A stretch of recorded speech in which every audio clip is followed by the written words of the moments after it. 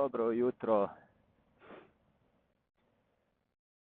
Sad imamo malo vremena vozit. 7 sati ujutro je. Dogovorio sam se s Pajdom da se idemo malo prevest. Pa sad imam do njega 45 minuta vožnje. Pa sam se odlučio na sva vaša pitanja, ili vaša, puno njih me pita Nordkapp, kako, šta, gdje, koliko vas ide, kad idete, pa evo, sad imam vremena vam o tome malo pričat. Nadam se da se čujemo, jer nisam pokušavao ovak s naočalama snimati i razgovarati se. Pa naime, za Nordkapp krećemo 18.7. 18.7. i plan je biti na putu 3 tjedna. Vozit ćemo se, znači, 19 dana. Znači, 19 voznih dana je plan. To mi već planiramo 2 godine. Mislim, prije 2 godine je došla ta ideja. Idemo. To smo se ja i Bobo dogovorili. I tog smo se držali. Idemo samo ja i Bobo i to je to. I onda nam je se tu priključio prvo moj dobar prijatelj Ivek, s kime sam proživio isto sve i svašta i onda nije bilo uopće sporno, znači uopće nije bilo pitanje jel on može ići s nama, dok je pitao, odmah nema problema, znači bez ikakvog razmišljanja, i ja i Bobo smo rekli ok, može. I onda je to postalo sve više neki hype.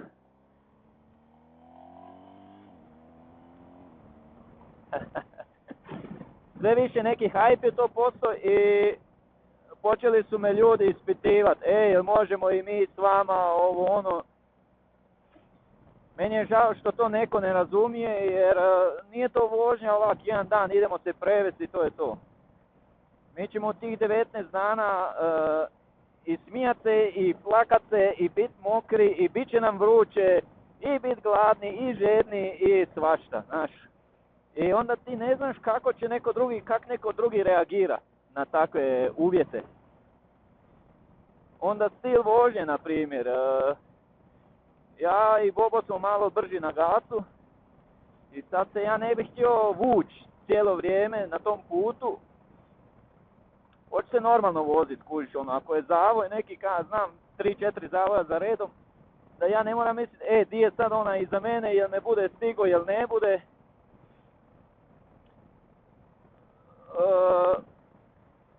I onda, kako ko može voziti, kužiš, jel može on na dan ako treba ruknuti 400 km ili 500, to mi je sve bilo, ok, ako već neko ide dodatno s nama, ajmo si malo onda birat neku ekipu.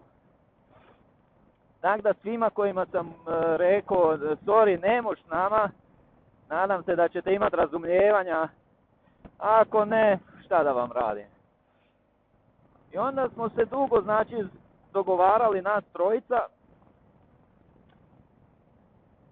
i onda prije 1,5 godine mi se javio također još jedan dobar prijatelj Daniel, takozvani Božo. Isto, kako bi bilo da idem i ja. Nisam odmah bio za, jer nismo se tak puno vozili. Nisam imao uopće neki osjećaj za njega, kako se vozi, koliko može voziti. Onda dok sam ja čuo, dok ili vidio, znači, njegove stare vožnje, Rumunjska i te fore, i po kiši i po svemu, onda mi je to već bilo ok, mislim da tu neće biti problema.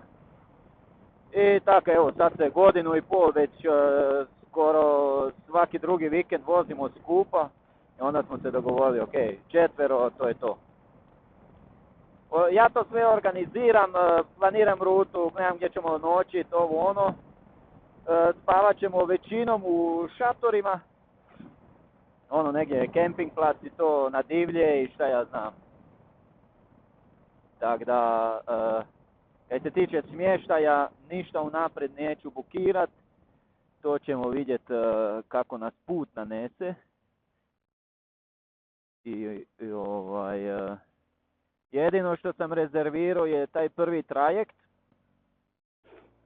Prvi glavni trajekt, on se mora rezervirati navodno jer bude toliko pretrpan u ljeto kad mi idemo da je moguće da ćemo doći tamo pa da ćemo onda mora čekati dan ili dva na slobodno mjesto.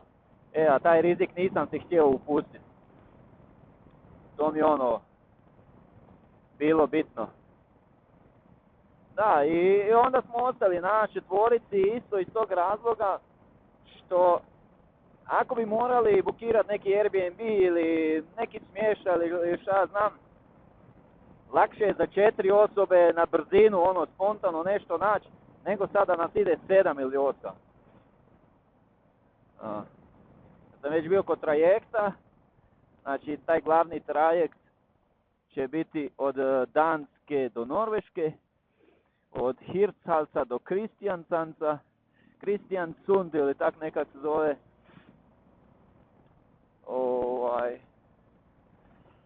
Da, to ćemo projuriti autoputom do gore, Njemačka nam je dosadna, nećemo gubiti vrijeme.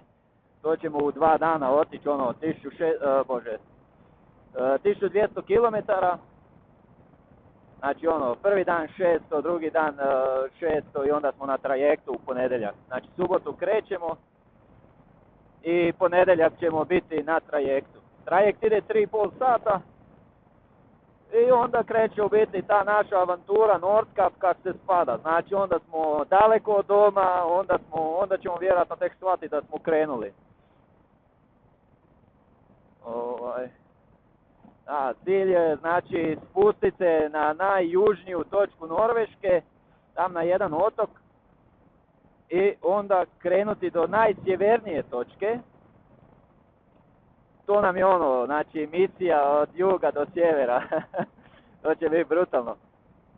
Da, lijevu stranu obale prema gore sve one poznate ceste, hotspote tipa Trollingstigen, Lissebot, Atlantik cesta i sve kaj je tam poznato. Jedino što nećemo ići na Lofoten. Lofoten nećemo preći zato jer nemamo vremena za to. To nam oduzima puno vremena, Lofoten bi trebali voziti bar 3-4 dana, ali to nećemo stići. To je onda forsiranje bez veze, nećemo stići ni Švijet, tam bi gas, nije nam to baš neki cilj. I kad dođemo god na Nordkap, plan je se naravno slikat kod kugle. I poslije toga ćemo onda uz švedsku obalu prema doma. Znači bez autoceste, sve nekim običnim putevima. Ne smijemo se tak i tak brzo voziti, ne smijemo juriti. Tako da, laganice. Budemo vidjeli laganice, hoće biti. Ali dobro, to je plan, znači tako. Da mi mama može mirno spavati. Da, pripremili smo se mislim psihički, fizički, tak, ali psihički, već smo se zaključili, to je to, ide se.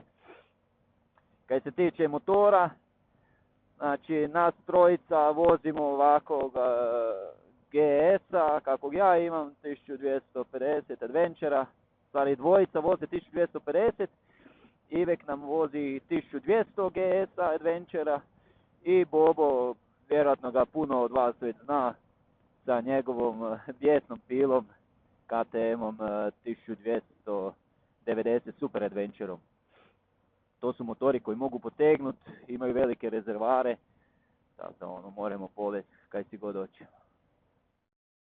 Znači, bilo mi je bitno, to se evo u ovom videu isto bi se htio zahvaliti svom prijatelju Ivanu. Ivan zna koji je to Ivan, što mi je omogućio evo da mogu ovako voziti napokon sa ovim svojim kroserskim naočalama. Jer nosim naočale inače i koje god naočale sam probao, znači sad ispod ovih isto imam naočale, nisam mogao niti jedne si staviti ono da su mi dobre. I onda mi je to on lijepo sredio, iće Ico, nije uopće problem, dođi, napravit ćemo ti kaj god hoćeš. I to je evo sad tak ispalo odlično, znači da imam naočale lijepo, kroserske.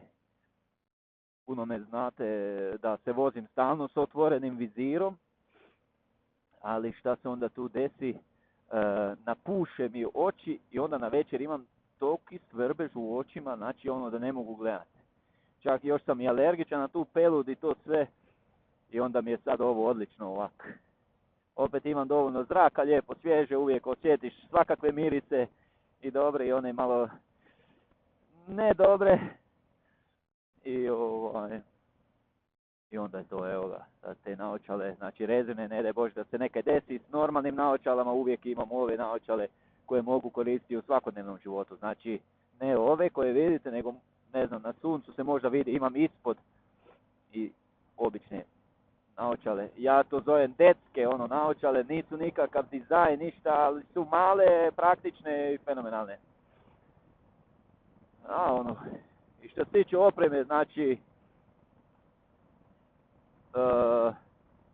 moramo biti spremni na kišu i na zimu gore, tamo negdje sredinom 8. mjeseca, bit će svakakvih neprilika vjerojatno.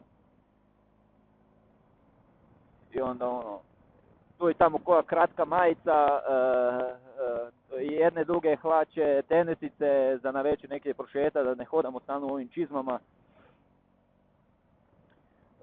Kempim oprema, šator, krevet imamo svi, onda strunjačaka ide na krevet.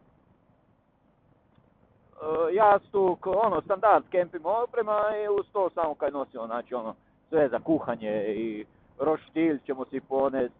Ja nosim iz zajebancije štap za pecanje riba, to je neka oklada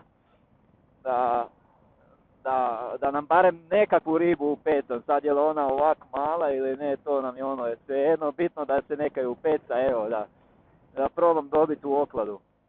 Gore se smije kampirati svugdje, znači gdje god ako si 300 metara udaljen od kuće, iako ne i onda znači ne smije se uništavati vegetacija. Znači ako sad ti staviš šator na nečiju livadu i sada tu ostanu otisci, možeš nadrapati. Znači ako uvene trava, ako je šator 2 dana tu i trava uvene, teoretski bi te mogao neko prijaviti za to, za uništavanje vegetacije. Ali većinom je tamo neki kamen i onda ako kampiramo uz neko jezero, onda je to easy, znači nema tu nekih problema. Sad ne znam za taj ribolov kaj su rekli, mislim da trebaju neke tak mjestimične dozvole, šta ja znam, od mjesta do mjesta, negdje na kiosku se kupi neka karta za 3 eura i onda se mogu se ribe hvatati. Tako da. Evo ga, ja ne znam, to je to na kratko, znači 18.7. krećemo, ide nas 4, 3 tjedna smo na putu i to je to. Znači ako ima još šta da vas zanima ili nešto, naravno javite se, pisat ću vam kome kak mogu. Ako neko želi više videa na hrvatskom, mogu govoriti dalje na hrvatskom, ali većina vas zna. Isto da često na njemačkom pričam, živim ovdje u Njemačkoj i onda moji pratitelji na Instagramu, oni su većinom svi Njemci. Pa ne bi bilo loše ako koji ima volju da me zaprati na Instagramu, It's on Tour se zovem. Tam ću postovat, znači, komplet našu Nordkap avanturu. Naravno, support je lijepo, neke naravno dobri, loši komentari, loše malo manje, ono, da nas neko podrži, ono, bilo bi lijepo, ono, znaš. To je to. Ništa. Sad još malo uživam u ovom izlasku sunca. Nigdje žive duše na cesti, jedini sam. Da. To je to. Ljudi, pozdrav i vidimo se.